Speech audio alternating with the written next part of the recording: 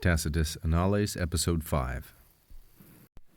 Temporibusque Augusti decendis non defuere decera ingenia, donec gliscente adulatione detererentur.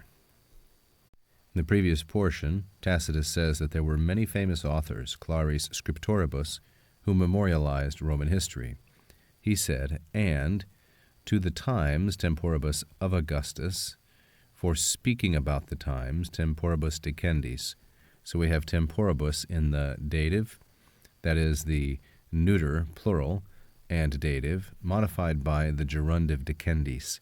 This gerundive, this verbal adjective in the passive, is from the third conjugation verb dicere. So, for the times, speaking of the times of Augustus, Augusti masculine singular genitive, decera ingenia, distinguished or famous minds or talents were not lacking, non defuere. This construction here, then, of temporibus, defuere, and ingenia is a dative of possessor. Ingenia is neuter, plural, and nominative. It is the subject. Defuere is from de esse, to be wanting or to be lacking. It's a third plural perfect. It's this syncopated form, of which Tacitus is fond. It would be typically in prose, defuerunt, like so, but he chooses to have most of his third perfects like this. So, decera modifies ingenia, distinguished or brilliant minds were not lacking or did not lack for describing decendis, the times of Augustus.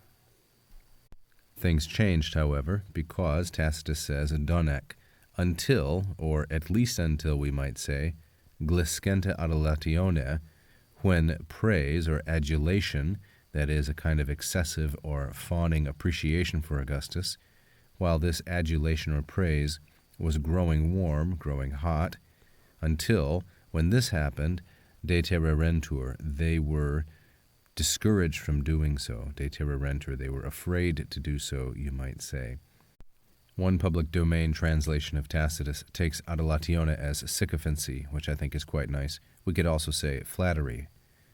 So, impressive geniuses or important minds were not lacking for the times of Augustus to be described, that is, for describing the times of Augustus until such time as they were frightened away, detererentur, third plural, imperfect, subjunctive, and passive. They were frightened away on account of the glowing or growing gliscente, the increasing flattery. Gliscente adulatione is feminine singular and ablative. We can take it as an ablative of instrument or as an ablative absolute. As an ablative of instrument, it's connected closely to detererentur. As an ablative absolute, of course, it stands independent.